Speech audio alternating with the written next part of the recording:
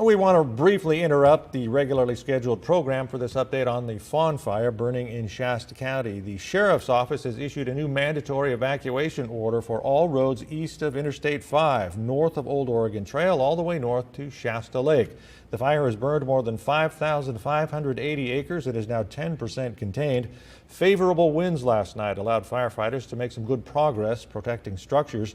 Shasta County District Attorney's Office just finished a news conference that included a Fawn Fire update. Suspected arsonist 30-year-old Alexandra Suverneva has been charged with 1 count of arson of structure or forest land, which has a maximum penalty of 9 years in prison. There she is, but the investigation is still going on and more could be added. District Attorney Stephanie Bridget also announced 4 counts of involuntary manslaughter are among the 31 criminal charges against PG&E in last year's Zog fire west of Redding. We'll have a lot more on that during the evening news on KRCR News Channel 7. Now back to the Fawn Fire burning north of Redding. CAL FIRE now says more than 9,000 buildings are threatened, and we've got KRCR News Channel 7's Mason Carroll live near Bear Mountain Road and Old Oregon Trail. Mason. Good afternoon, Mike. Yes, this scene out here looks very different than it did yesterday. This time around here yesterday, this was very busy with people evacuating, getting ready to leave, and I talked with a resident who said this road is usually very quiet. And then around 2 to 4 p.m. yesterday, this was also full of black smoke. But as you can see today, it is just more lighter smoke closer to the ground. And crews are working on this south end on active tactical patrol and structure mop-up. And what the official told me is this means they're making sure the black burnt parts stay down and don't activate again. But the north end is where they say they are the most worried. It's troublesome because of its steep terrain. He said further down Bear Mountain Road up on Bear Mountain Canyon Lookout is where they are worried again with this terrain. Yesterday this was a very wind-driven fire, and like you said, overnight the winds were favorable for fighting this fire, but now they're worried about terrain with the canyons and crevices, but then also how dry it is. But again, crews have been working around the clock to put out this fire. There's a total of 950 people working on this fire. Now that includes 85 engines coming from local fire to CAL FIRE to even US Forest Services. There's also 28 hand crews, 17 dozers, and 11 helicopters. And air attacks have been crucial on this fire, and they're crucial today on the north end as well. They are using retardant drops to build these contingency lines along with putting in dozer lines. And again, I just want to give a big shout out to all the hand crews and all the air crews who have been doing a great job working to do this fire. And again, if you are in an evacuation warning or order, pay attention to these. Officials want to stress it's important to listen and be prepared and get out. Your life is more important, but we will continue to update you from the front lines of this fire, so be sure to tune in. Reporting from the Fawn Fire, Mason Carroll, KRCR News Channel 7, the North States News. Thanks, Mason. We'll have updates both here on the air and online at krcrtv.com. Well, smoke moved into the Redding area just a little while ago. Let's go to First Alert Chief Meteorologist Mike Kruger with an update on the weather activity. Mike. Yeah, thanks a lot, Mike. Here's a look at the Fawn Fire. This is the latest fire perimeter here. And you heard about the 10% containment. That 10% containment is this black line right here, pretty much right around the quarry, as a matter of fact. So let's take a look at where that fire perimeter is. And for those of you who are watching and have been evacuated, this will give you an idea of where the fire is in comparison to where you live. We're going to take a look at as many streets as we can to help give you that idea. So here's Old Oregon Trail. There's a look at Bear Mountain Road. Essentially, the main message we can pull from this is that for the most part, the fire is between Old Oregon Trail and Bear Mountain Road, and then spreads northward up to basically Shasta Lake. There are 3 streets, however, that are on the west side of Old Oregon Trail that are within that fire perimeter. You can see Woodchuck Trail, Lynn Drive, and Little Acres Lane, and it also looks like a little bit of Hanaway is also within that. Otherwise, if you live west of Old Oregon Trail, you are not within the fire perimeter. However, east of Old Oregon Trail, it's a different story. So let's take you up north here. For example, you can see Union School Road just outside that perimeter. And like I said, everything else to the west of that should be free and clear, at least at this point, outside of that perimeter. There's Old Oregon Trail once it hits I-5. Here you can see Sangria Drive. Yeah, Shangri-La.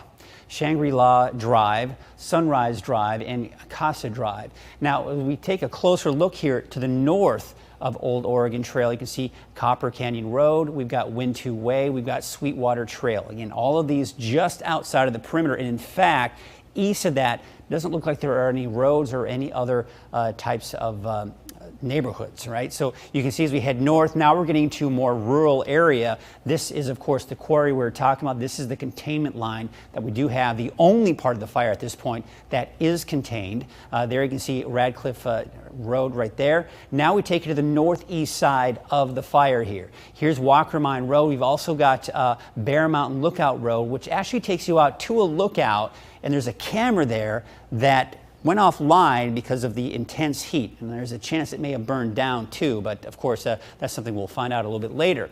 Now we'll take you south. We're getting back into some of the streets where we have neighborhoods. So here's Bear Mountain Road, just to kind of give you an idea. That will take you all the way up to Clear Creek Drive, right? So we take you down Bear Mountain Road. Here's Moss Drive, outside of the fire perimeter, but not too far from there is Janet Way. That is just within the fire perimeter there. We've got Jennifer Drive, also within that fire perimeter, and we have got Fieldbrook Estates Drive. That is also kind of the north end of that is within the perimeter. Let's take you south and west now. Once again, we're just following down Bear Mountain Road, because one thing I also want to mention, if you live south of Bear Mountain Road, basically anywhere on this side of Bear Mountain Road, outside of the fire perimeter. Again, we were talking about between Old Oregon Trail and Bear Mountain Road and then northward, right? So here you can see this is Christian Way. Once you can see it hits Bear Mountain Road outside of the fire perimeter, then eventually it gets to a point where it is within the fire perimeter as you hit Dorothy Lane, part of that. Woody Lane is outside of it. However, we've got Windfall Drive that is in that fire perimeter, and there you can see Deep Hole Lane. Just the northern tip of that road is within that fire perimeter. Otherwise, once you get down closer to Woody Lane, just outside of it. All right, here we're continuing to go down Bear Mountain Road here, Daniels Lane, Deep Woods Place, both outside of the perimeter. Bear Cub Court, just the very north fringe of that road is within that fire perimeter. Shoal Drive, you can see there's another road that comes off that, and that gets in there. And then, of course, we take you back down to Bear Mountain Road. Now we're in Gloria TER. I don't know exactly what that means. Mike, do you know what that means? Terrace? Maybe Terrace. Yeah, okay. Thank you. Yes, Gloria Terrace. So there's one there. There's another Gloria Terrace here, I believe, as well. That one to the east is outside of the perimeter. Then you can see Kitty Hawk Lane. You've got Terry Lee Terrace. All of these within the fire perimeter. Margie Lane, Casa Drive as well. That heads westward and is also within the fire perimeter. So here is Sunrise Drive. You've got Morgan Way, Margie Lane, of course, it's in the red, right? So we're within the perimeter that we're talking about here. Oakwood Road, and let's take you up north. There again is Casa Drive. This actually connects here, right here. And then you've got Blue Ridge Drive. You've got Sundust Road. Then we take a little bit to the west, and here is Sunrise Drive, meeting up with Old Oregon Trail. And of course, there's that what I was talking about, the Shangri-La, and then El Mirador as well. Let's take you to the south side here, Kingsway with the outside. Los Palos Drive, outside of it, Bear Mountain Road right here. Then we take you to Shasta Meadows Drive. The very north end of it right here is within the perimeter, but you'll notice here, I believe that's Vernita Drive. That is also outside of the perimeter. And then here we are now at the very southern tip of the fire perimeter right here, Old Oregon Trail, as it butts up with Bear Mountain Road. By the way, Box 3 Ranch Road, outside of it, and there again is Vernita Drive. So just kind of another perspective. Once again, want to communicate. Old Oregon Trail, between Bear Mountain Road, northward, you can see where that fire perimeter is. Southeast of Bear Mountain Road, all of you outside of that perimeter. Most of everything west of Old Oregon Trail, also outside of that fire perimeter, minus those 3 roads I mentioned earlier. And of course, all of it, as you go towards I-5, east of I-5, outside of that perimeter as well.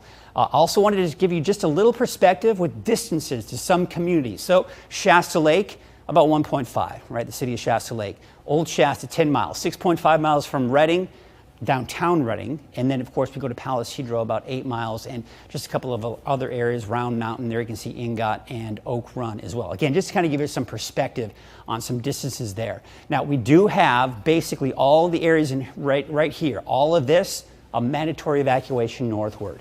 Anything in yellow, you basically have a evacuation warning. So just be aware of that. And there you can see west of I-5. But again, keep in mind, even though there's that warning here, that doesn't mean the fire is burning in that area. I mentioned that it's still about 1.5 miles from the city of Shasta Lake. The winds have died down today and will continue to stay calm for the most part. But here's the thing. Tomorrow, we have another storm system that's approaching.